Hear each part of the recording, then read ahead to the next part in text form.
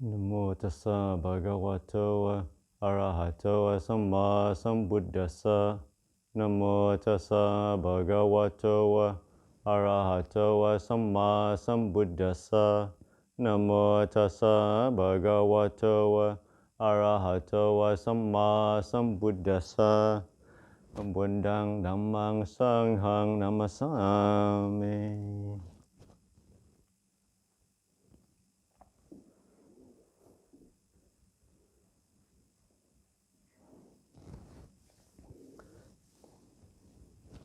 So it's Saturday before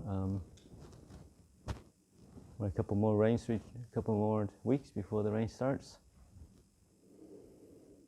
People are coming, settling in, they're moving around, but not too much. Basically, it's a quiet, hopefully rains retreat. You never know. And I think that came up today. I was walking over in terms of a talk. I haven't given this talk for a few months. A few topics I just recycle around Megan's nose. As all of you know, certain things which recycle. One of the things that came up was cultivating wholesome qualities. As most of you know, the 7 spiritual factors that the Buddha talked about. So you have the 5 spiritual powers, the Eightfold Path, the 4 bases of mindfulness, and also they call the Bojjhangas, the 5 factors of awakening that the Buddha talked about. Yeah. So from time to time.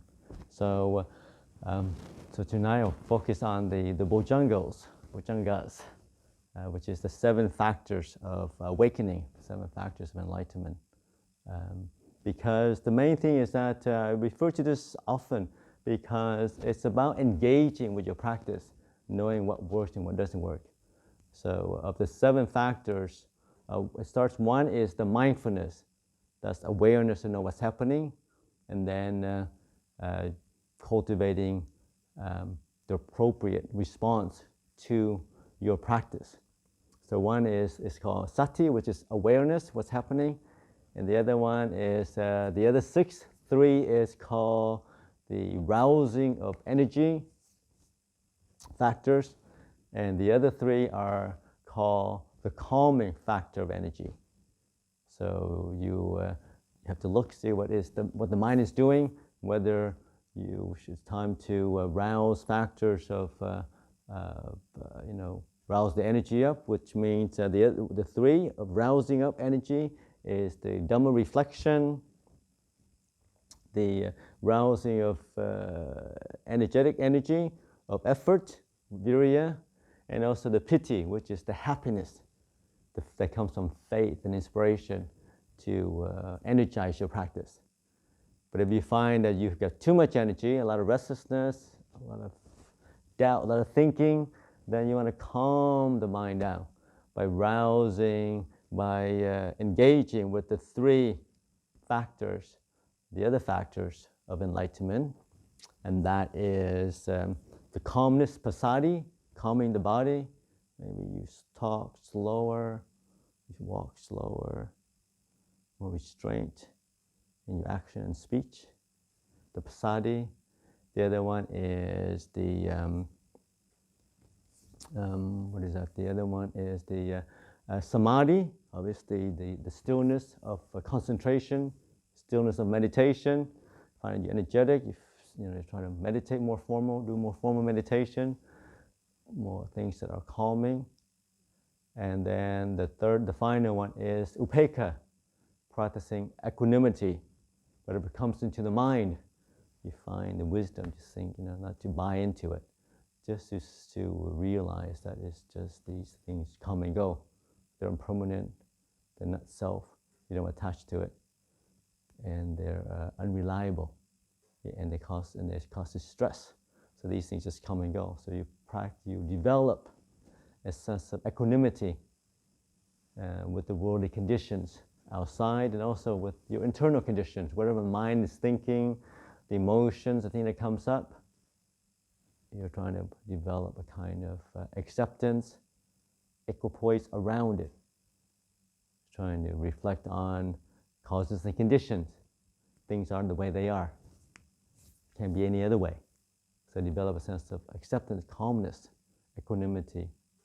So those are the 7 factors of enlightenment. There are in Pali sati, which is mindfulness. They could be sequential. The second one is called Dhamma vichayo, which is reflection on Dhamma. You reflect on the Dhamma that you've read, you understand. Reflect on the Dhamma, the teaching of the Buddha. So a lot of time, lifts the mind up. So it gives you energy. So Dhamma vichayo, that is, you have virya, which is energy. And when you have energy, you have a piti, which is a sense of rapture, comes from energy. So virya, you have piti, and then once the energy comes up, energy from faith, energy from spiritual energy, not the restlessness that you get from exercising or doing or overthinking or talking, but it's the energy, it's a spiritual energy that's faith, energy that just brightens the mind. So that's a piti. With piti, with the energy, with happiness, the body becomes calm, passaddhi. And when the body becomes calm, because you're happy, you're at ease, the mind follows. With passaddhi, you have samadhi, which is also stillness. And once there's a samadhi, then there's equanimity. Sometimes, it's and that's why it's good to focus on the upekkha, which is called equanimity. Because sometimes I hear from time to time people say, I'm empathetic. I read about all the suffering in the world and it makes me sad and depressed. And so that's how you be careful. Yeah, it's good to be empathetic to other people's stress and suffering around you. But if your empathy veers into sadness or anger, irritation, then you have to realize that it is going into an unwholesome territory, that there's not enough acceptance, not enough wisdom. Because, as you know, no matter how pure our intention is, how much we want people to get along together, whether how much we love world peace, wish for world peace and harmony, it's never going to happen. It's a hard thing to accept, but it's never going to happen.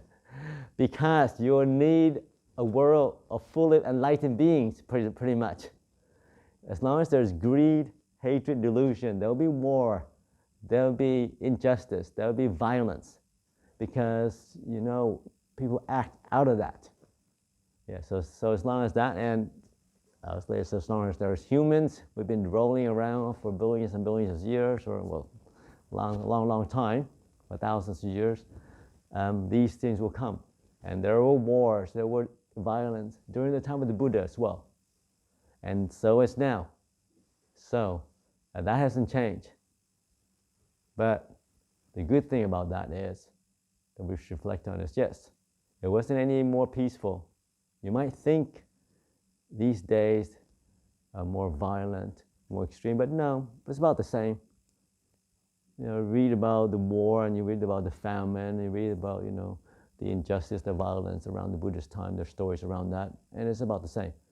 But the good thing is that the Buddha and the monks and nuns that he taught were still had the possibility and still achieve peace, happiness, and enlightenment then, and so is now.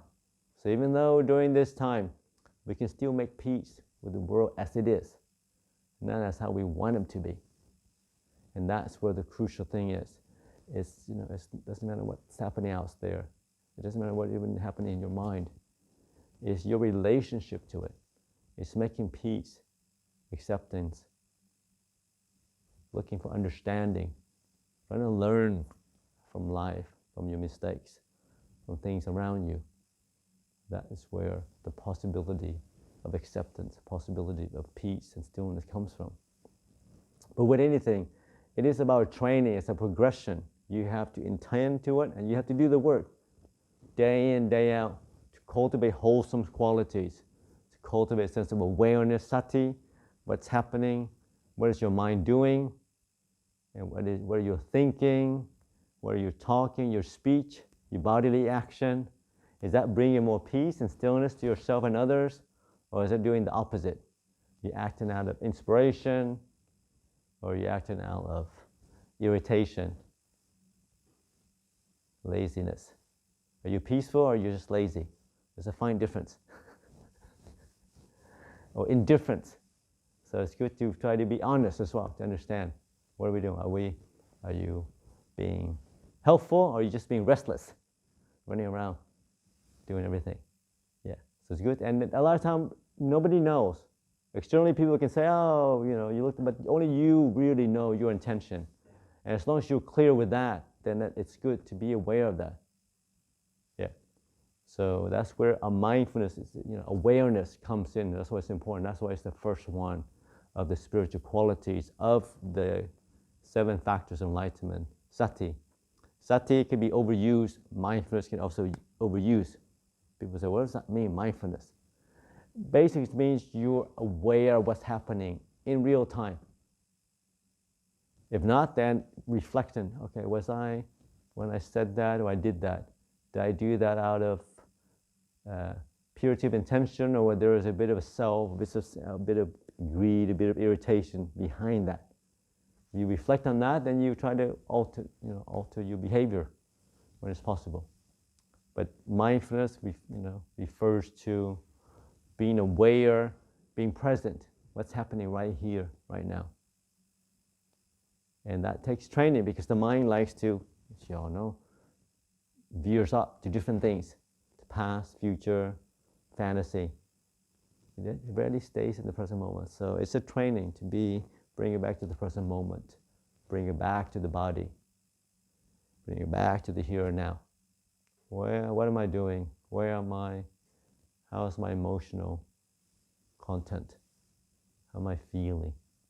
And how can I steer the mind towards wholesome qualities, towards acceptance, towards peace, towards harmony, towards inspiration, towards forgiveness, towards giving people benefit of the doubt. So that is something that is a practice. You have to constantly reflect on that. So that's sati. And the second one is sometimes reflecting on the Dhamma, the teaching that you have, read about, the books you've read, the teaching you receive from your teachers or your friends around you. It doesn't have necessarily to be monks or nuns, but nature is teaching us. Ajahn Chah's famous teaching is that everything is teaching us. If you are aware, walking in the forest could be a huge lesson. Seeing just leaves falling, huge lessons on impermanence, on old age, sickness, and death. In the whole cosmos right there. One little leaf on the ground can teach you all that you need to know. You don't need to read 84,000 Dhammas of the books. You have to go too far. You have sharp awareness, and then everything in life is teaching us. And it's true. The Buddha said it points to to 3 characteristics. Everything in life has the 3 characteristics of instability, of change, of non-self, nothing's there forever, and of stress, because things are constantly changing. They don't change according to our wishes. So we try to hold on to them, then that's where the stress and suffering comes from, because they're unstable. We're constantly trying to depend on things around us, depend on our house, depend on our relationship, we rely on, lean on, our possessions, mental one, physical, our health, our family, and then those things change, come apart, then that's where we suffer over that. But one is normal, but two is something that we can also be aware of.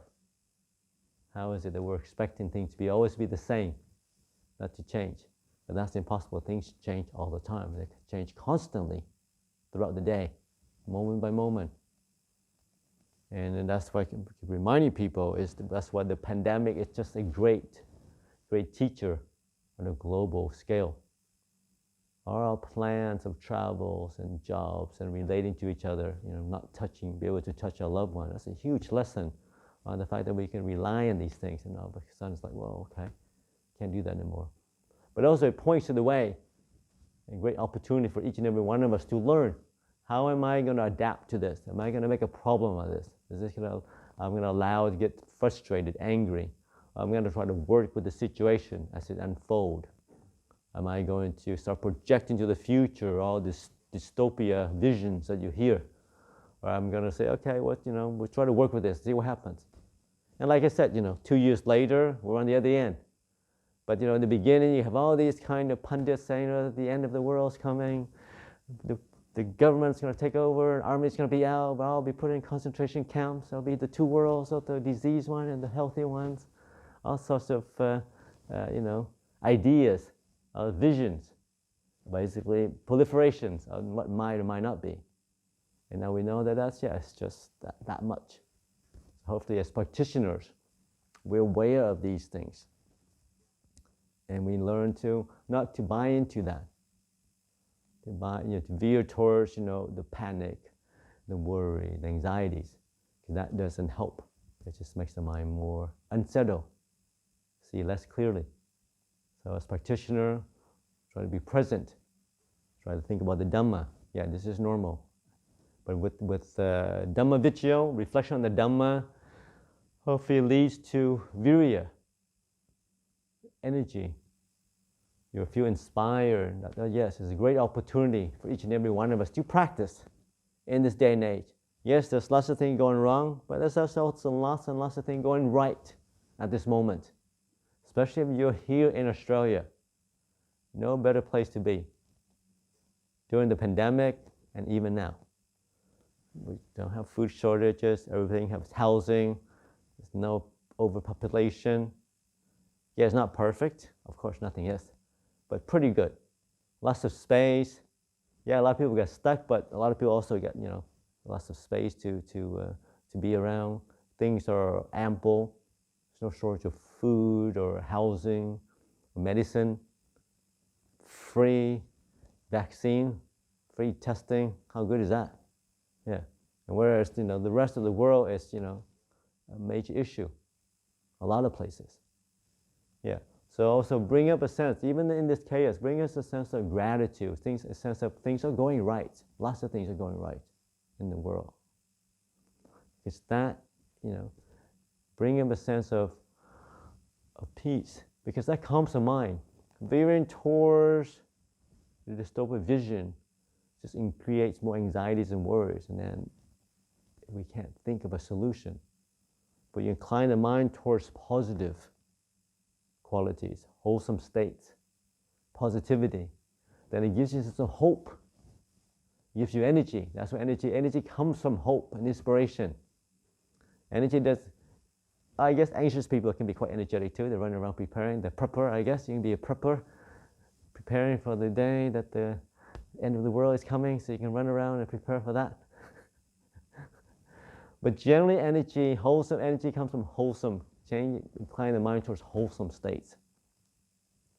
And with energy, like I said, there's piti. Piti is like rapture in the body. Most of it, a lot of it will come from, obviously, a good meditation where your mind is calm. There's a lot of energy that bursts forth, and you feel happy. Everything's light, everything's bright, everything's beautiful. You feel like, it's like having a really great cup of coffee, but no jitteriness. And or having, you know, or that high that came from a good workout without any of the sweating or anything, just energetic, you're bright. But also the piti, the rapture that comes from virya, which is like more like spiritual energy. It's not the restlessness that, like I was saying, that running around doing things. It's you're happy, you're full of energy, but also you're still. And this is sometimes can be a bit kind of paradoxical. But if you're a meditator, you can sense that. After good meditation, you feel it. The mind is powerful. Mind is strong. There's lots of energy in the mind, but it's non-moving. It's clear and it's still. And that's part of the side effect of rapture. You're happy, but happy in the moment. Be still. So with rapture, with happiness, with the rapture of a good meditation, of reflection on Dhamma, it also translates, you know, to passaddhi, which is the calmness, the stillness of the body. Like I said, with virya and piti, it's energy, but energy that is also steep, full of stillness. It's more of a spiritual energy, spiritual happiness. You're happy, but happy with a huge, happy and at peace at the same time. That makes sense. In the world, people are happy, they're running around, jumping them down, bouncing off the walls. But the happiness of spiritual surge of practice is different from that. You're happy, but you're peaceful at the same time. Yeah. And if you're a practitioner, you understand what that means. Yeah, so that's the piti comes passaddhi. With that piti, the body becomes calm. You're happy, you're at peace, you're content. Like after a good meal, you're like, okay, you're content. Like everything's okay, everything's right. Everything's just right. Everything's as it should be. Even among all the business around, you're peaceful, calm. So that's passaddhi. And with the calmness of the body, obviously the mind also follows. With passaddhi, then there's samadhi. Samadhi, some people translate as concentration, but you see it's another, a closer translation would be like stillness, calmness. That happens naturally. When the body is calm, the mind is happy, content. You find it's much easier to focus on your meditation object. You're peaceful, calm. Samadhi happens. You're still. And it's with the stillness that you can truly become equanimous to things the way they are. Sometimes you can will yourself, I'm going to become, but that sometimes doesn't happen because the mind doesn't work that way. You get excited, you run around, you do things. But when the mind has samadhi, when it has stillness, then the mind is naturally equanimous. It comes from a sense of wisdom. And that's the difference between kind of worldly knowledge and spiritual wisdom. With wisdom, there is an acceptance of the way things are. And you understand causes and effect, law of karma. The world the way it is because that's conditioned. We're never going to get, okay, well, never is a bit of a long word. It's unlikely to get world peace anytime soon because there's a lot of greed, hate, and delusion in people's minds. And unless people are starting to look inside to train themselves, things are going to go according to that. And with the powerful tools that we have of social media, of digital stuff, it allows you to spread peace, but also allows you to spread confusion, distraction as well. But so that's why someone was saying, we talked a lot a few years ago, talking about what's it called, the weapon of mass destruction, the bombs and so that we can hurt each other with. But he says that, but a lot of people don't notice that we already have the weapon of mass distraction among us already, with these digital devices that confuses us, that distracts us, that feeds on, differences. Yeah, and that because we are, some people, I'm not sure it's true enough, but like I say, Facebook is the biggest kind of contributor to social discord, because the way it works only, or even TV, people only watch what is extreme or sensational. So then differences attract people. So they watch things that are extreme, and that creates, or watch things that are emotional. So to get emotional, people do things that that will trigger all those things, differences, and that it doesn't foster peace and harmony. Like in the newspaper, which you sell, they go for the sensational headlines. They don't talk about the stillness. They talk about the pandemic is going to kill billions of people and things are going to be terrible, because that grabs people's attention. They don't say, oh yeah, things are going to be okay, tomorrow's good. That doesn't sell. Yeah, so to sell things, people have to get you excited, get you emotional, and that is part of why it feeds unwholesome states of mind. So those are the kind of the 7 spiritual qualities. Upekkha is being the last. And I think upekkha, to have true upekkha, true equanimity, that arises come from wisdom. And to be truly peaceful, there must be some wisdom in the mind to see the world as it is.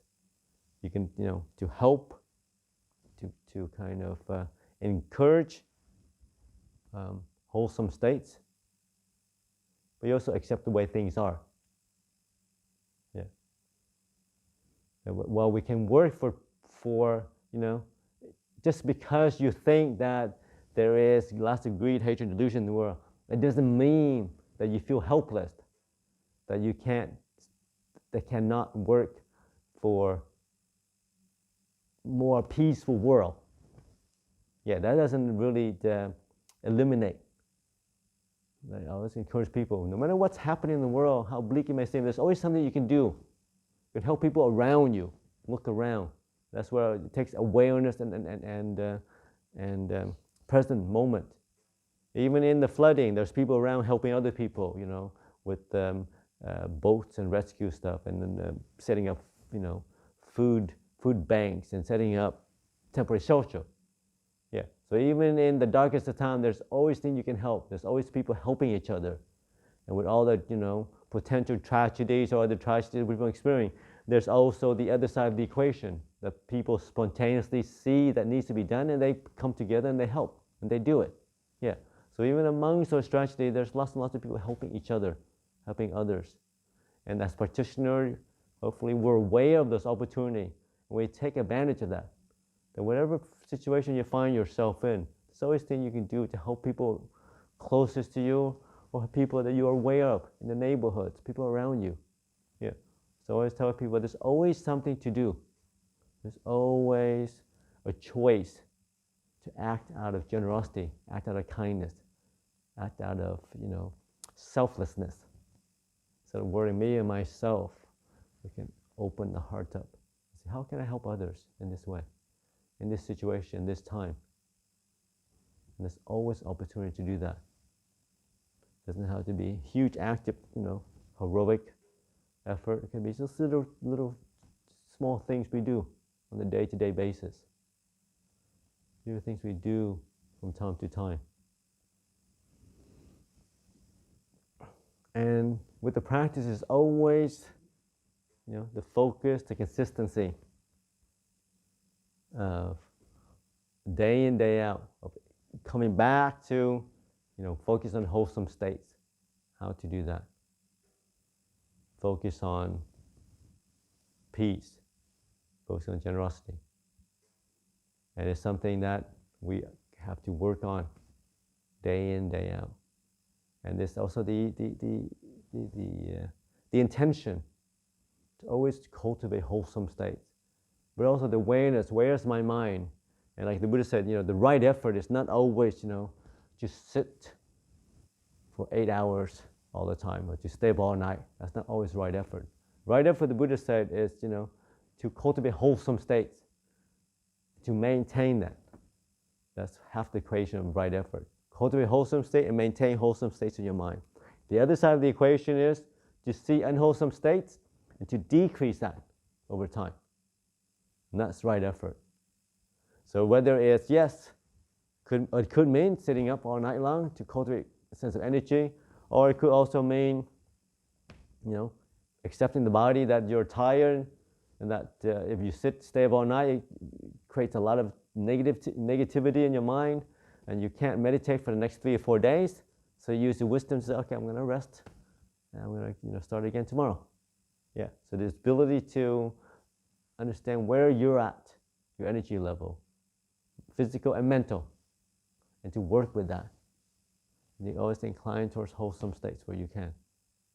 So those are the 4 plus 3, 7 factors of awakening. You have the mindfulness sati, you have the Dhamma vichyo, Dhamma reflection, you have the energy, virya. The energy is more spiritual energy, but also stillness, coupled with stillness. And with that, you have passaddhi, the calmness of the body. The calmness of the body, you have samadhi, the mind, and then you have upekkha. And there's piti in there somewhere as well. So that's 7 factors of awakening.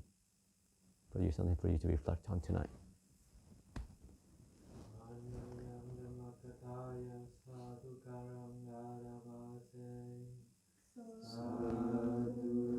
Sadhu